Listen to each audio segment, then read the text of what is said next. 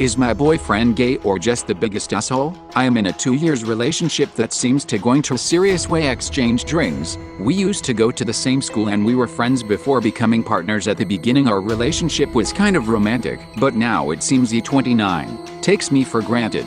Although the things went smoothly in the beginning, a week ago, I discovered the most concerning thing about him when he forgot his phone on my house. Despite not finding anything suspicious on Instagram or Facebook with female users, when I checked his phone contacts, I found some very suspicious contacts with emojis instead of names. While searching to find a source of this convos, I stepped into Viber. There at first nothing seemed to be wrong. But just because I was curious, I checked one of his contacts with a contact who was clearly a male, and then my world crumbled. As I scrolled up and up and up, I started to read some very suspicious texts between Themi BF and him that escalated into sexting. And on top of that all, there were a lot of nudes that were sent by BTH parties. But my man had sent the most while wearing thongs that I don't even have. Then I checked the down below contact and the context of the convo was the same. While I was so shocked and in the verge of a panic attack, he came back to take his phone. At the beginning he did not understand my attitude towards him, and then I asked him if he wanted to tell me something. He said no and I threw him his phone. When I told him what I found, I asked for explanations. The response I was getting was that it was a joke between him and his friends group. While I still can't comprehend the nature of this joke, I have let it pass, but I still can't forget cause to the shock. Back then I was so sad that I could control my feelings. I felt betrayed and cheated on in a way. I wouldn't mind if he was gay or pan, but I would like to know. But if it is true and his sexuality is not what he says it is, then have I been cheated on? Husband kept making jokes about how he likes them petite, and I may regret my decision to bite back. Excuse the pun. I've always been a small person. I'm 5'3" and usually around 43 kilograms. Even after having our child I was able to maintain that. However, we recently moved to cold country, and I've found myself eating a lot more due to staying indoors more, and I'll be less cold if I'm fatter. So in order to address the latter concern and save on our energy bills, I've put on maybe 4 kilograms. Now, my husband and I have been together 8 years and, as mentioned, have one adorable 3 years old together. My pregnancy wasn't exactly a good time, but I was all belly and came out no stretch marks, much to his happiness and my absolute indifference. Since the weight gain he started making comments. The first 2 were jokes, like I said something about the size of his chips, small, and he said, well, you know I like them petite. The next we were buying clothes and he was like, you're a size 6, yeah? Or, so being my usual CBF self, I didn't say anything until today, when he suggested I do some star jumps to keep warm. I pressed him saying, are you suggesting I need to exercise? And he laughed saying it wouldn't hurt. Now, I snapped kind of in a light-hearted way, said, listen, I get it, you like me petite, but I like Alexander Skarsgård in Northman. Are you gonna sort yourself out to be like him? He has always been underweight skinny, which is not my usual type, but I never complained. Now he's doing push-ups, and it looks like I'm going to have to start getting on top of my star jumps melting face. I am fuming. How does 4 or 5 kilograms even make a difference? I guess on my small frame it does, but I'm still upset about this. I went through a massive illness with anxiety and was hospitalized for malnutrition, so if anything he should be happy I'm being healthier. I'm so confused and upset and stressed about this whole situation. Maybe until he actually looks like the beefcake in that movie he'll start acting on it. Hating life right now, I honestly feel like I'm scared to eat in front of him. I beat the shit out of my brother and I don't feel bad about it. So my brother, 16, is not a very good person by most standards, bullying, assault, etc. Recently he has been kicked out of school permanently and has decided he won't listen to anything anyone says. He has taken to picking on everyone for every little thing. A few nights ago, he came into my room and started insulting me. He didn't like the fact I ignored him. He then tried to choke me out by jumping on my back and strangling me. I slammed him into the wall and started punching him over and over. I didn't want to stop. All the times he and his mates had bullied me, and some of them jumped me at one point. I just kept going until my dad came in and broke us up. I heard yesterday he has a broken nose, 2 black eyes, and he might have a concussion. All I have is a swollen lip.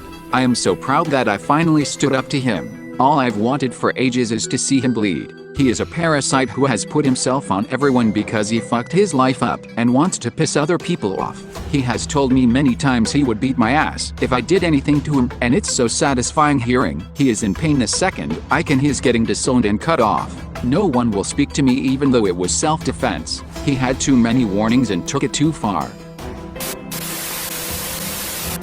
One of my dogs is dying and I just feel so guilty. This isn't my main Reddit, I just need to throw this to the void. I have been living with my dog Cookie since my stepmom moved in with us back in 2019, I think. At the time he was already pretty old, I think 7, and I never really bonded with him since I don't really like dogs, and he was already old and grumpy. She also brought along his brother Duke, and when she first started living with us they were really well groomed. But then the pandemic hit and then my biome was really skimpy on child support. $100 a week for 2 kids in a pretty expensive area. And also it was just not the best situation financially. That's fine, my parents would trim them at home and bathe them. And then both my parents were promoted to supervisors at their jobs. Alright, so less consistent grooming and baths. A little gross but okay. And then in summer 2021 we move. And it's to an area where it's colder during winter months, so it's a lot harder to bathe them. In the last couple of months Duke has been trying to bully Cookie off his food. I don't feed them so I am not sure if Duke gets his food or not. But in the last week or so Cookie's legs have stopped working, and his eyes were already getting cloudy and his hearing wasn't as good.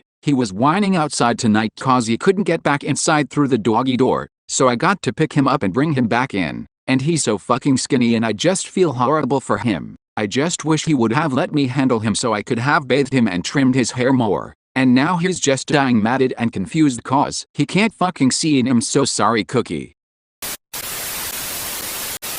I'm lying to my boyfriend and I don't regret it. I will take this to my deathbed. He can never know. My boyfriend and I are currently playing Scrabble on one of those apps. We do this every night. I win 99% of the time. Safe to say, he is sort of not great at it yet. I'm sure he'll improve. Anyway, last night, I noticed him feeling a little off. Obviously he said nothing, but I figured losing that many times is not great for anyone's ego. It certainly wouldn't be for mine. So I decided I'd play the worst moves today and lose. He already has a great lead. He's so excited. Giving up control doesn't come naturally to me, and I keep wanting to play better, but a smile on his face is worth it. I'm trying not to blow my cover, so still making a decent move here and there, but nothing win-worthy. He keeps saying the student will become the master. I'm posting here because every ounce in my body is begging me to tell someone what I'm doing. I don't do this often. Losing is difficult for me. I keep wanting to laugh, but that smile on his face is worth it. I'm actually surprised he hasn't caught on. I usually smoke him out of the water in minutes, and I'm doing so bad right now. I'm legit making 2 to 3 letter words and not hitting any of the big pointer tiles, and he's still saying I'm making the game hard for him. I love this man so much. P.S. Sorry if this doesn't belong here, though I do think this sub needs some positivity. Anyway, if not here, where should I post this? Trapped at sea. I am on a 9-day cruise that was supposed to serve as a second honeymoon after my husband and I separated for 9 months. Today I found out that he has been seeing 3 women since he's moved home. Even when presented with digital proof, he's still fucking denying even talking to them. I am trapped on this ship for at least 2 days at sea, but even when we dock there's no airport that I can fly home from. I'm so fucking sad, scared and disappointed. I just want to get as far away as I can from this monster as I can, but I'm stuck. He's got some TBI, and I'm honestly afraid he is having a mental break, or I'm dealing with some kind of psychopath, and he's going to jump off of this boat, or throw me off. I will update on the 22nd. If I don't, please look in and see for missing moms of 2 boys and show them this. My last name is also the name of a bird. I ruined my marriage by forcing my wife to go to a party. Last night when we got into bed, I told her I love you and I will wait for you to be ready for me. At the time, I wasn't even sure what I meant. I just had to talk to her. Her eyes swelled up with tears. I can tell she wanted to wail and scream but was holding back. She grabbed me and didn't want to let go. She whispered, "I love you." We held each other for the rest of the night. In the morning, I asked you if she would just talk to a therapist. I assured her I would try to support her decisions either way. She agreed and kissed me. We hadn't kissed in almost 2 months. I thought my wife was back. But a few minutes later, she texted me from the kitchen, "My celibacy doesn't have to mean yours. You are free to leave me. If you want to stay, I will not interfere with your physical needs." It killed me reading the text. We haven't said a word to each other since then. I am 29, just got cheated on. I never thought I'd be making a post like this. I still don't know what to say. My wife of 6 years did at a holiday party with someone who works in the same building. She doesn't want to turn things over a mistake. She also makes way more money than me and covered most of rent and bills. It's the only time it's happened, and she has sent me all her logins and shown her phone to prove it. I don't know what to do. I took the rest of the week off, but how can I even show up on Monday? I guess what I'm asking is, how did those of you who got cheated on move forward? Can you even move forward? I hooked up with a former student during the hardest year of my life, and it's turned into the happiest, healthiest relationship I've ever had. We started it as a sex thing a few years ago. I, late 30 SF, ran into him, mid 20 SM, at the gym 5 years after he was in my class. I was separated from my now ex, 3 kids, depressed and a little overweight. We worked out together over a year before anything physical happened, talked about everything. We both developed a crush. Eventually we made a deal for just sex, which I hope would solve the crush. The sex was amazing. I still fantasize about the first time. We tried to be very non-romantic, but we just fell in love. It was hard though, and neither of us really wanted to be in love. When I got officially divorced, it was a long, tedious process. We broke it off because we both thought the place we were in life was too different and I felt like too much of a mess to date. I went to therapy a lot and focused on my kids. He moved away. We didn't talk for a few months because we were in love and it hurt to talk.